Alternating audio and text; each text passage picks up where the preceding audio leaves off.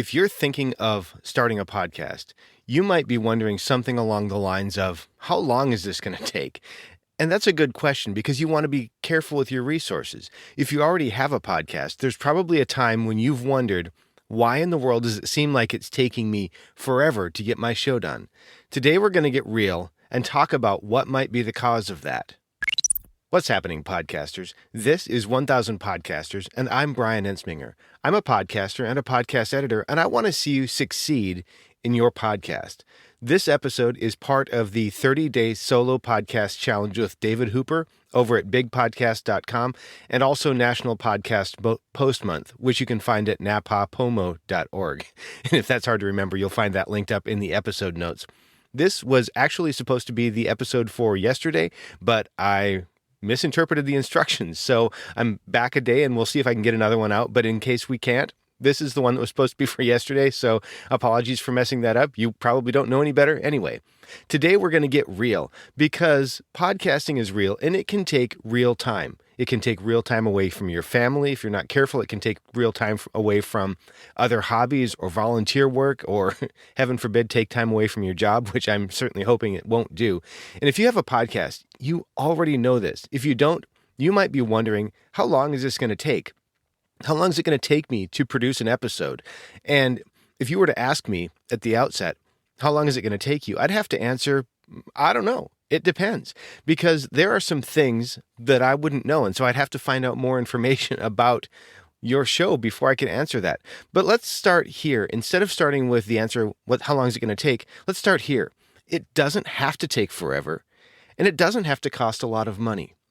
Let's break it down to a really fundamental level, because foundationally, in any project, there are two trade-offs: resources and scope.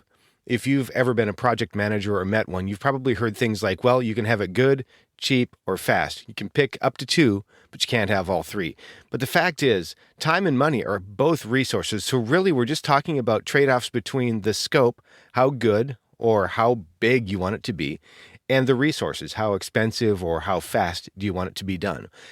This podcast takes about 15, maybe as many as 30 minutes a day, depending on how quickly I go. And that involves things like writing or outlining a script, recording the episode, making any edits in case I mess something up, which does happen, and then publishing it. Now, the question might be, how can I do that? It's a relatively daily show. How can I do that? Well, first off, it's short because I chose that. That's a scope decision. Also, this particular show is only me. That is also a scope decision. There are no additional production elements other than a couple of sound effects that I use every time. That's also a scope decision. In terms of tools, I chose Hindenburg, and I've used Hindenburg for several years now because of some of the automation, some of the tools that it makes available. So that's a resources or a tools decision. Several years ago, I attended podcast engineering school. I invested money and my time to learn how to do this faster and better. That's a resource decision. I'm hosting my podcast, this particular show, with Libsyn, and I'm using the Libsyn feed and a lot of those tools, some of the integration with WordPress, so that I don't have to mess around with a lot of different stuff. I don't have to generate my own RSS feed or any of the technical things that go in there. That's a resource decision. I've found a couple of good microphones. I've got a good microphone for when I'm recording in my studio, and I've treated that studio so that I can get a good recording out of it. And like today, when I'm recording outside my studio, I'm actually in a closet right now because my studio has been taken. It's also a guest room in our house. I have another microphone that works pretty well in this particular situation. So those were resource decisions. And also, I have hours of practice behind the mic, primarily as an interviewer, but also doing some solo stuff. And that also is resource because I invested time to learn how to do this. So when I got ready to launch this particular show, I took stock of my resources, the time that I had, the tools that I had, the skills that I had, and then what that allowed me to do was to determine the scope of the show, which would be the production quality, the length, and the format of the show, based on my goal to serve you well with bite-sized information and inspiration as often as I possibly could. And then since I've launched that show, I've actually invested a little bit because this particular microphone that I'm using right now, I had one a while ago and I couldn't find it, so I bought a new one. I actually invested money to get this microphone because this allows me to record wherever I am, whenever I can, as long as it's a quiet environment. Now, if you're currently struggling With how long it's taking you to produce your show, that's a resource question, consider what you could change about either the scope or other resources that you're using. For example, if it's taking you a lot of time and you're really feeling uncomfortable with the program that you're using to edit, consider investing in another program. I'm not sure what you would be using, but if you're using something and you're not comfortable, you might consider something like Hindenburg, which I really like, or Reaper, or perhaps PreSonus Studio One, something like that. Great tools. Consider hiring an editor, bringing somebody in to do that part if that's not something that you're good at or that you want to do. Consider hiring an assistant. Maybe you could have somebody help you with preparation for your show, maybe research or something like that.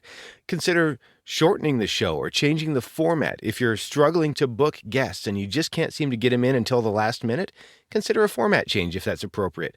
Or just adjust your production expectations.